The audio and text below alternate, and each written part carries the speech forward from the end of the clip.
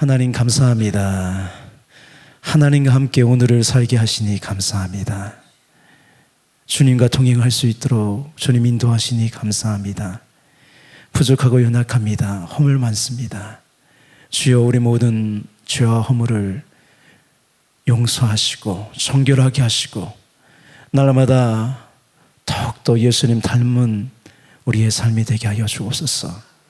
주님, 더욱더 우리의 마음 가운데 예수님의 사랑으로 충만해서 그 사랑으로 살아가는 아름다운 주님께서 기뻐하시는 인생 되게 하여 주옵소서. 주님, 우리를 통하여서 주님의 빛이 전해지게 하시고 또 많은 사람에게 예수님의 사랑을 널리 전하는 우리의 인생이 되게 하여 주옵소서. 오늘도 이렇게 우리를 불러주시니 감사하고 모든 것 주님 의지하며 예수님의 이름으로 기도합니다. 아멘. 오늘 말씀 어저께 이어서 두 번째로 사사기 2장 1절부터 10절까지 말씀 보겠습니다. 우리 함께 읽겠습니다. 여호와의 사자가 길갈에서부터 보김으로 올라와 말하되 내가 너희를 애굽에서 올라오게 하여 내가 너희의 조상들에게 맹세한 땅으로 들어가게 하였으며 또 내가 이르기를 내가 너희와 함께 한 언약을 영원히 어기지 아니하리니 너희는 이 땅의 주민과 언약을 맺지 말며 그들의 제단들을 헐라하였거늘 너희가 내 목소리를 듣지 아니하였으니 어찌하여 그리하였느냐. 그러므로 내가 또 말하기를 내가 그들을 너희 앞에서 쫓아내지 아니하리니 그들이 너희 옆구리에 가시가 될 것이며 그들의 신들이 너희에게 올무가 되리라 하였노라. 여호와의 사자가 이스라엘 모든 자손에게 이 말씀을 이름해 백성이 소리를 높여 운지라. 그러므로 그곳을 이름하여 복임이라 하고 그들이 거기서 여호와께 제사를 드렸더라. 전에 여호수아가 백성을 보내매 이스라엘 자손이 각기 그들의 기업으로 가서 땅을 차지하였고 백성이 여호수아가 사는 날 동안과 여호수아 뒤에 생존한 장로들 곧 여호와께서 이스라엘을 위하여 행하신 모든 큰 일을 본 자들이 사는 날 동안에 여호와를 섬겼더라. 여호와의 종 눈의 아들 여호수아가 110세에 죽음에 우리가 그의 기업의 경내 에브라임 산지 가스산 북쪽 딥낫 헤레스의 장사였고 그 세대의 사람도 다 그 조상에게로 돌아갔고 그 위에 일어난 다른 세대는 여호와를 알지 못하며 여호와께서 이스라엘을 위하여 행하신 일도 알지 못하였더라. 아멘. 오늘은 사사기 이제 두 번째 시간이에요. 어제 이어서요. 사사기의 서론이에요. 이게 서론은 뭐냐면 앞으로 전개될 모습을 보여주죠. 어제 우리가 본 것은 뭐죠? 유다, 시몬, 베냐민 지파가 가나안 사람들을 온전히 쫓아내지 못한 거죠, 그죠? 쫓아내지 못한 게 아니라 쫓아내지 않은 거죠. 그 어제 이어서 어저께 본문에 보진 않았지만 쭉 이어서 나오는 게 뭐냐면 나머지 지파들도 그렇게 했다는 거예요. 타협을 했어요. 일종의 타협을 했고 언약을 맺지 말라고 했는데 어떤 지파는 전쟁에 도움을 받기 위해서 어떤 한 사람과 언약을 맺어요. 근데 그 사람이 살려줬잖아요. 그 사람이 큰 성을 만들어요. 루스라는 성을 만들어요.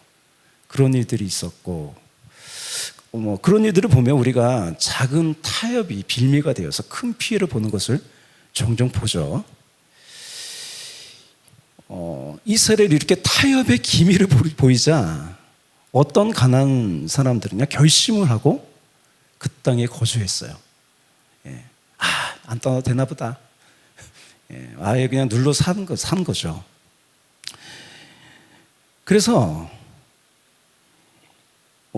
이렇게 이스라엘 백성들이 공존하는 거죠. 그러다가 이제 힘이 강성해지자 어떻게 했냐면 그 사람들을 이제 종으로 삼는 거죠. 노역을 시키는 거죠. 이렇게 온전히 쫓아내지 못함으로 이스라엘은 가나안 민족과 함께 살아가야 했어요. 이에 이제 여호와의 사자가 길갈에서부터 복임이라는 곳으로 올라왔어요. 여러분, 길갈은 어떤 곳이에요?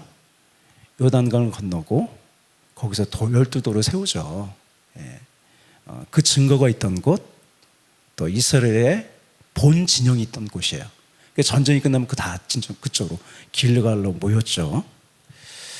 여기 보면 여호와의 사자는요, 구약 시대에 종종 나타나요.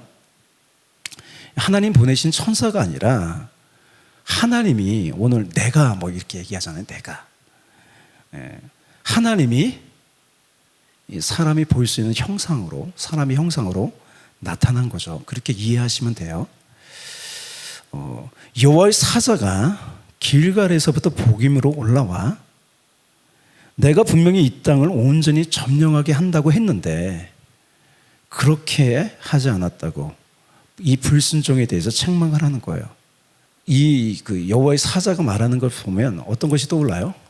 과거 아이성 전투가 끝나고 세겜이라는 곳에서 언약을 맺자, 그죠? 에발산과 그리심산 사이 그 세겜에서 축복과 저주의 언약을 맺어요. 그래서 모든 백성이 아멘 하죠. 율법을 낭독할 때. 이제 여호와의 사자가요, 이스라엘의 이 불순종으로 앞으로 닥칠 고통을 말해요. 가슴 아픈 얘기죠. 우리 3절 이렇게 되어 있어요. 그러므로 내가 또 말하기를 내가 그들을 너희 앞에서 쫓아내지 아니하리니 그들이 너희의 옆구리에 가시가 될 것이며 그들의 신들이 너희에게 올무가 되리라 하였노라. 이렇게 여호와의 사자가 이스라엘 모든 자손에게 이 말씀을 하자 백성이 소리를 높여 울었어요. 이 길갈의 사람들이 이제 복임의 사람들로 바뀐 거예요. 길갈은 하나님 주신 소망의 장소였죠. 그죠? 불순종하자 하나님은 복임으로 올라와서 저주를 선포합니다. 이 소망과 축복이 불순종하자 절망과 저주로 바뀌었어요. 이렇게 사사기 역사는요, 길갈과 복임을 계속해서 오가는 역사예요. 이스라엘이 불순종하자 하나님께서 사사를 일으키시고 구원하시죠. 그렇게 평안하자 어떻게 해요? 하나님의 은혜를 잊어버리고 하나님을 멀리하고 우상을 섬기죠. 그래서 하나님께서 또 어떻게 하십니까? 이웃 나라들을 일으켜서 착취하게 하시고 침략하게 하셔서 고통스러운 시절을 보내게 하시죠. 그러자 또 회개하죠. 우리네 인생 같지 않나요? 어떻게 보면요, 하나님이 보내시는 이 고통도요, 불순종의 결과지만 다시 돌아오는 하나님의 부르심이죠. 그죠? 그런데 여러분, 하나님의 자녀들이요, 징계받는 것을 하나님도 좋아하지 않아요. 여러분, 우리가 부모들이 자녀를 때리면서 좋아하는 부모가 어디 있어요? 그죠? 가슴 아프죠. 마음 아파요.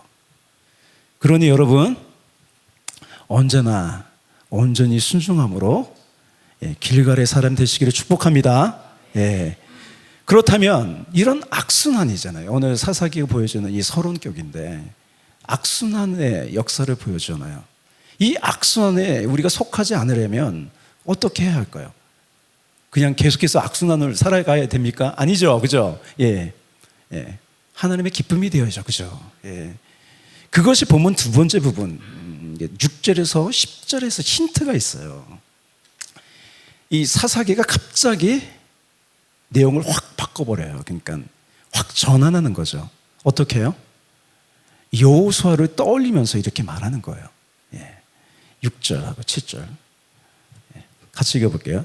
전에 여호수아가 백성을 보내매 이스라엘 자손이 각기 그들의 기업으로 가서 땅을 차지하였고 백성이 여호수아가 사는 날 동안과 여호수아 뒤에 생존한 장로들 곧 여호와께서 이스라엘을 위하여 행하신 모든 큰 일을 본 자들이 산 날 동안에 여호와를 섬겼더라. 여러분, 이 가장 나이 많은 여호수아도 죽어요. 그죠? 갈렙도 죽어요. 그 몇십 년 있다가 여기 장로들을 포함한 가나안 정복 세대들이 죽었어요. 그죠? 그런데 다음 세대들은요, 이런 하나님의 큰 일을 경험하지 못했어요. 본문은 또 이것을 언급해요. 여호수아의 죽음을 언급하면서 재차 이것을 강조해요. 우리 9절부터 10절 같은 얘기를 좀 반복을 해요. 같이 한번 읽어볼게요. 여호와의 종 눈의 아들 여호사가 110세의 죽음에 우리가 그의 기업의 경내 에브라임 산지 가스산 북쪽 딥낫 헤레스에 장사하였고 그 세대의 사람도 다 그 조상들에게로 돌아갔고 그 위에 일어난 다른 세대는 여호와를 알지 못하며 여호와께서 이스라엘에 위하여 행하신 일도 알지 못하였더라. 예, 5절에 거쳐서 계속 반복해요. 예. 다음 세대들이 여호와의 큰 일을 경험하지 못함으로 이렇게 살았다는 거예요. 그러면 여호와를 알지 못하는 이것이 어쩔 수 없는 경우일까요? 그렇다면 지금 물 사는 우리는 어떻게 살아야 할까요? 본문 사사기의 말은요, 결국 지금의 역사로 살고 있는 내가 하나님의 큰 일을 보여줘야 한다는 거예요. 이것을 유식한 말로 뭐냐면 신명기적 사관이라 그래요. 신명기적 사관. 신명기에서 계속 강조하는 것은 신앙 전수예요. 그죠? 앉았을 때든지 다 뭐 너희 자녀들에게 뭐 강론하고 막 그러라고 하잖아요. 이렇게 우리가 이 악순환의 고리에서 살지 않으려면, 그 고리에 들지 않으려면 어떻게 되냐면 우선 우리가 하나님을 알아야 돼요. 하나님을 깊게 만나야 돼요. 왜냐하면요, 아는 것에서 믿음의 순종이 나오기 때문입니다. 예. 그러니 여러분, 하나님 말씀을 잘 보시고 또 기도 깊게 하세요. 예. 또 중요한 건 뭐냐면 무엇으로 하나님의 영광이 드러나냐면 도덕성이에요. 도덕성. 여러분, 영성이란 말이 있어요. 영성은 무엇으로 표현되냐면 도덕성으로 표현돼요. 어떤 사람은 영성이 있다 그래요. 막. 근데 실제적인 도덕성이 표현되지 않으면 그건 영성의 사람이 아니에요. 왜요? 하나님은 선하신 분이기 때문이에요. 그래서 이 도덕성에 관한 거는요, 구약의 모든 선지자들이 얘기하는 거예요. 또 예수님께서 말씀하신 거예요. 예. 우리 두 말씀 한번 볼까요? 중요한 말씀인데, 뭐 구약의 선지자가 다 그걸 얘기를 하는데 이렇게 되어 있어요. 내가 기뻐하는 금식은 흉악의 결박을 풀어주며 멍에의 줄을 끌어주며 압제당하는 자를 자유하게 하며 모든 멍에를 꺾는 것이 아니겠느냐. 예. 또 너희는 세상의 빛이라 산에 있는 동네가 숨겨지지 못할 것이요 사람이 등불을 껴서 말 아래 두지 아니하고 등경 위에 두나니 이러므로 집안 모든 사람에게 비추느니라. 이같이 너희 빛이 사람 앞에 비치게 하여 그들로 너희 착한 행실을 보고 하늘에 계신 너희 아버지께 영광을 돌리게 하라. 예. 여기서 말하는 건 뭐예요? 예. 빛은 뭐예요? 하나님의 영광을 드러내는 건 뭐예요? 도덕성이죠. 착한 행실이잖아요. 착한 행실. 저와 여러분은요, 길갈의 사람이 되세요. 예. 복임의 사람이 아니라 길갈의 사람이 되십시오. 어떻게 해요? 하나님의 언약을 붙잡고 온전히 순종하는 사람이 되세요. 예. 오늘 본문이 알려주는 길갈의 사람은 뭐냐면 하나님을 깊이 알고요, 그것이 이웃을 향한 도덕성으로 표현되는 진정한 영성을 가진 사람이에요. 그죠? 예. 우리의 자녀들이 우리의 뭘 보고 하나님의 영광을 보겠습니까? 예. 다른 게 아니에요. 엄마가 맨날 거짓말하고 그러면 그게 하나님의 영광일까요? 아니죠. 사랑으로 표현되고 우리 도덕성으로 표현되는 거예요. 예. 그럴 때 우리의 자녀들, 또 하나님 보지 못한 사람들이 하나님의 영광을 보는 거예요. 예. 할렐루야. 예. 제가 어저께 인천에 갔어요. 그래서 우리 사모가 인천에 있는데 전화가 왔어요. 여기 관리사무소에서 전화가 왔는데 간판 얘기를 하더라고요. 여기 2층에 보면은 장애인들에게 이렇게 뭐 옷 수선하는 거 가르치는 데가 있어요. 이쪽 구석에. 근데 이제 저쪽에다 간판을 달았거든요. 저쪽에다. 근데 거기가 이제 경매에 낙찰이 돼가지고 그 간판을 띄라 그랬대요. 그래서 관리 소장님이 저한테 하시기를 이렇게 교회 자리를 좀 거기다 간판을 달리면 어떻게 했냐고 물어보는 거예요. 저희가 이게 좀 길잖아요. 그죠? 바깥에 돼 있고. 여기 이제 간판이 여기 교회 자리에 달았어요. 그 옆에. 아주 순간 고민이 되는 거예요. 제가 간판하는 사람이 이것도 권리라고 하더라고요. 그래서 제가 고민 끝에 이제 여기 와서 해줘야 되겠어요. 그래서 그렇게 하라고. 여러분 자랑스럽게 여기세요. 이제 거기 간판을 저기로 옮길 거예요.